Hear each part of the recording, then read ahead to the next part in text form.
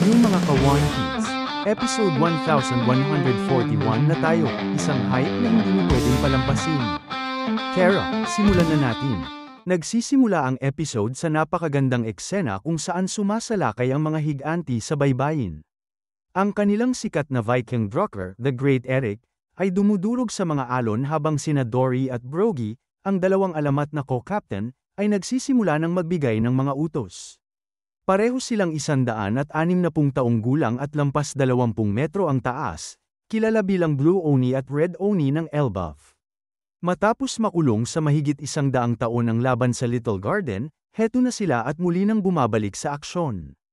Inutusan ni Dory sina Oimo at Kashi na pamunuan ang pangunahing puwersa, pumalibot sa gilid ng isla, at ilubog lahat ng barko ng Marines na makita nila. At syempre, sabik na sabik ang dalawa dahil naaalala pa nila kung paano sila pinalaya ni Usopp mula sa mahigit kalahating siglo ng panloloko para bantayan ang Enies Lobby. Sumigaw ng malakas na hudyat ng digmaan ang lahat ng higanti. Itinaas ang kanilang mga palakol habang rumaragasa papasok ng Egghead. Ang mga Marines naman ay halos mabaliw sa sigaw sa kanilang mga Denden Mushi, lubos na nagpapanik. Isang alamat na pirate crew na akala ng lahat ay nagkawatak-watak na isang siglo na ang nakalipas ang biglang lumitaw para tumulong sa isang Yonko, at ngayon, binabasag nila ang Buster Call blockade sa ibabaw ng Labo Face. May humahangos, at si Usopp yun. Nakatingin siya gamit ang binoculars, luha ang pinagmamasdan ang mga dati niyang guro mula sa Little Garden na muling lumalaban. Pasiga niyang tinatawag ang kanilang mga pangalan, hirap pa ring paniwalaan na totoo ang nakikita niya. Mabilis namang napansin ni Nami sina Oimo at Kashi sa gitna ng kaguluhan, at agad niyang naunawaan ang nangyari. Malamang ay bumalik ang dalawa sa Little Garden para sunduin ang kanilang mga kapitan. Laking ginhawa nito kay Usopp na matagal nang nangangamba na baka hindi na niya makita ang mga ito sa Elbaf, gaya ng matagal na niyang pinapangarap. Si Edison naman ay tulala, una sa tindi ng lakas ng mga higanti, at pangalawa dahil ang Straw Hats ay may kaibigang ganito ka-legendary. Naiisip niya na malamang kumalat na ang balita tungkol sa insidente sa Egghead. Kahit anong spin pa ng world government, alam ng mga higanti kung kanino dapat magtiwala. Nagbalik si Usopp sa realidad. Narito ang mga higanti para sa rescue mission. Hindi para sa isang all-out war. Kailangang matapos agad ang paghahanda nila para makatakas. Biglang tumunog ang Denden Mushi. Si Brook at Lilith ang nasa kabilang linya mula sa Thousand Sunny, na patuloy pang dumudulas sa ibabaw ng nagyayelong ulap. Palapit na sila sa gilid, pero wala silang paraan para pigilin ang barko. Pero may ideya si Lilith, at kailangan niyang sundin ng lahat, lalo na si Nami, ang bawat direksyong ibibigay niya. Samantala, si Jinbei ay tuloy-tuloy pa ring tumatalon sa mga ulap papunta kay Zoro. At si Zoro naman, nakikipagbakbakan pa rin ng matindi kay Rob Lucci. Matagal na nilang nilalabanan ang isa't isa at kapwa na silang mukhang pagod. Si Lucci, bilang aso ng gobyerno, ay sinusubukang guluhin ang isip ni Zoro. Tinatawag siyang pabigat, sinasabing sagabal siya sa crew at hindi sila makakatakas kung hihintayin pa siya. Kaya mas mabuting sumuko na lang si Zoro para makaligtas ang kanyang mga kaibigan. Pero natawa lang si Zoro, kinukutya si Lucci na parang wala ito sa posisyon para magdikta. At syempre, alam na nating lahat, hindi pa nga niya sinusuot ang bandana niya. Hindi pa niya tinotodo, si Lucci ay nagtatagal lang ng oras, at malapit na niyang pagsisihan ito. Sa baybayin, grabe ang kaguluhan. Ang mga pacifista ay walang tigil sa pambabaril ng laser sa fleet ng Marines, muling nagpapalubog ng isa pang barko. Isang ulat ang natanggap, 30 barko na, halos 1/4 ng buong Buster Call Force at halos kalahati ng kanilang maliliit na sasakyang pandagat, ang nawasak. Galit na galit si Vice Admiral Red King, isang mala-cyborg na halimaw na pangalan ay halaw pa sa isang Ultraman monster. Inutusan niyang umatras ang mga maliliit na barko at ipaubaya ang pag-atake sa malalaking battleship. Nagpaulan sila ng kanyan sa mga pacifista. Naiinis si Red King na siya pa ang kailangang mag-utos na sirain ang sariling armas ng Marines. At makikita pa na parang nalulungkot ang isa sa mga pacifista habang tinatamaan, na para bang nakararamdam ito ng tunay na emosyon, na posibleng epekto ng Buccaneer DNA. Balik sa gitna ng isla, makikita natin si Luffy na nakabitin sa ere sa kanyang buong Gear 5 Nika form. Tumingin siya kay Bonnie at simpleng nagtanong kung bakit siya umiiyak.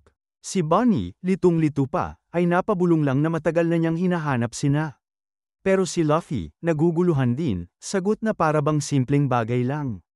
Ha, nandito lang naman ako sa tabi mo. Tinangka ni Bonnie na ipaliwanag na hindi siya ang hinahanap kundi si Nika.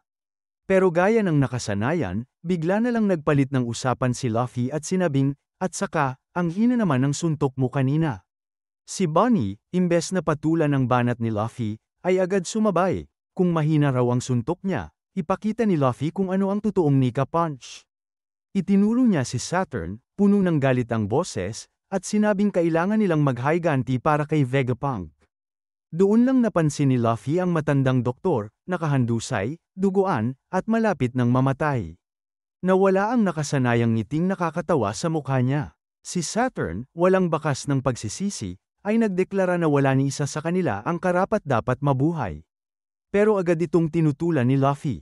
Muli, pinakawalan ni Saturn ang kapangyarihan ng kanyang mahiwagang mata, ang parehong puwersang nagpahinto sa lahat kanina. Tumama ito kay Luffy, napa-atras ang ulo at dumyugo, patunay na hindi basta-basta pwedeng balewalain ng Gear 5 ang ataking ito. Pero si Luffy ito, hindi siya sumusuko. Nanggigigil siyang sumigaw na pagbabayaran ito ni Saturn. Hinayla niya pa-atras ang dalawang higanteng kamao at pinakawalan ang isang bagong ataking pang-Diyos. Gomu no Don Gatling. Isang bagyo ng sunod-sunod na suntok na punong-puno ng haki ang dumurog sa mukha ni Saturn. Wala siyang depensa, wala siyang plano B, tinapon siya pal-iPad. Bumangga sa gusali matapos gusali. Kita sa mga mukha ni na Bonnie, Kuma, at kahit ni Vegapunk ang matinding saya at ginhawa. Habang hindi makakilo si Saturn, sinabi ni Frankie kay Bonnie na oras na para umalis. Agad siyang lumapit kay Vegapunk.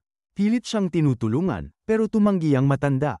Alam niyang kung gagalawin siya ngayon, ikamamatay niya agad. Pero bago pa nila maisip ang susunod na gagawin, dumating muli si Kizaru. Nakaangat sa ere, nagcha-charge ng laser, nakapikit, at bakas sa mukha ang matinding pag-aalinlangan. Alam niyang kailangan niyang gawin ito, pero malinaw na ayaw niya. Pumikit siya, pinakawalan ng laser, pero biglang lumitaw si Sanji. Isang sipa ang samalubong sa sinag, nagpaputok ng mga kislap. Napatulala si Frankie. Si Kizaru naman, mukhang hindi makapaniwala. Para itong deja vu ng reaksyon ni Enel nang hindi tinablan si Luffy ng kidlat. Kalmadong sabi ni Sanji, ang pag-ibig ay mas maliwanag pa kaysa sa liwanag.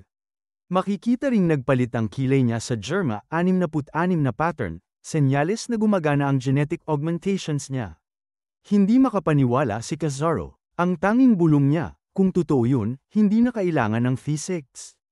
Agad namang sinunggaban ni na Frankie at Atlas sina Bonnie at Kuma para dalhin palabas, papunta sa baybayin kung saan naghihintay ang mga higanti. Si Kizaru, hawak ang ulo, bagsak ang loob. Talo ang misyon. Ang natira na lang sa kanya ay sina Luffy at Sanji, na ngayon ay tinatawanan pa siya.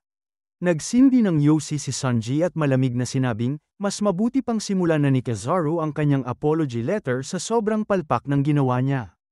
Isang tunay na alamat. Samantala, dahan-daang bumangon mula sa guho si Saturn. Ngunit biglang lumitaw ang dalawang anino, sina Katerina Devon at Van Ogre ng Blackbeard Pirates. Tumawa si Devon, tinawag na masarap ang eksena kung saan nakahandusay ang isang Gorosei. Lumapit siya, hinawakan ang isang spider leg ni Saturn, at buong tuwa niyang idineklara, mission complete. Dahil sa kanyang mythical nine-tailed fox devil fruit, kaya na niyang mag-transform bilang isa sa 5 pinakamakapangyarihang tao sa buong mundo. Galit na galit si Saturn, tinatanong kung ano ang ginagawa nila rito. Hindi siya makapaniwalang ang isang dating bilanggo mula sa level 6 ng Impel Down ay susunod sa kahit sino. Pero ngumisi lang si Devon dahil espesyal daw si Teach. Sumimangot si Saturn. Oo, espesyal nga, dahil sa kanyang dugo. Nabigla si Devon, alam pala ni Saturn. Ano ang tinutukoy niya? Ang D-clan ba? O baka may kakaibang lahi si Blackbeard? Ito ba ang dahilan kung bakit kaya niyang humawak ng 2 devil fruit? Mabilis na tinanong ni Saturn kung ano talaga ang layunin nila. Si Van Ogre, halos hindi man lang tumitingin, ay nagbigay ng isang salitang sagot na nagpayanig sa buong mundo. The world. Hindi lang sila nakatutok sa One Piece, gusto nila ang lahat, tulad ng dating si Rox D. Zebek. Sumugod si Saturn, pero bago pa man siya makabawi, agad silang tinakas ni Van Augur gamit ang kanyang Devil Fruit. Nasa isla pa rin sila. Inamin ni Van Augur na hindi pa perpekto ang kanyang kapangyarihan. Pero ligtas na muna sila sa agarang panganib. At habang paalis na sana sila, biglang may isa pang sorpresa, isang madulash at malansang figura ang patakbong lumapit habang umiiyak. Si Caribou yun. At agad siyang nag-fanboy mode, tinatawag sila sa kanilang mga titulo at nagmamakaawa na ipakita siya kay Blackbeard. Inidolo raw niya si Teach, at siya mismo ay naging pirata dahil sa kanya. Pero malaking problema ito, dahil alam ni Caribou ang lahat. Narinig niya noon na si Poseidon ay si Shirahoshi. At ang sinaunang sandata na si Pluton ay natutulog sa ilalim ng Wano. Ngayon, handa na niyang ibigay ang susi sa 2 sa 3 pinakamapanganib na sandata sa kasaysayan, direkta sa kamay ng Blackbeard Pirates. At doon nagtatapos ang episode 1141, nakita natin si Luffy na tuluyang nagiganti para kay Vegapunk, ang Blackbeard Pirates na ginaya ang anyo ng isang Goro-Osei, at si Caribou na handang ibunyag ang sekreto tungkol sa ancient weapons. Solid, mga ka-One Piece. Talagang ibang level ang episode 1141. Kung nag-enjoy ka sa recap na to, huwag kalimutan like, mag-iwan ng komento para kumalat pa ang hype, at syempre, mag-subscribe para hindi ka mahuli sa susunod na recap. Tuloy-tuloy ang laban, tuloy-tuloy ang saya, kaya samahan niyo ako hanggang dulo ng One Piece journey na to. Kita-kits sa susunod, mga kapwa Straw Hat.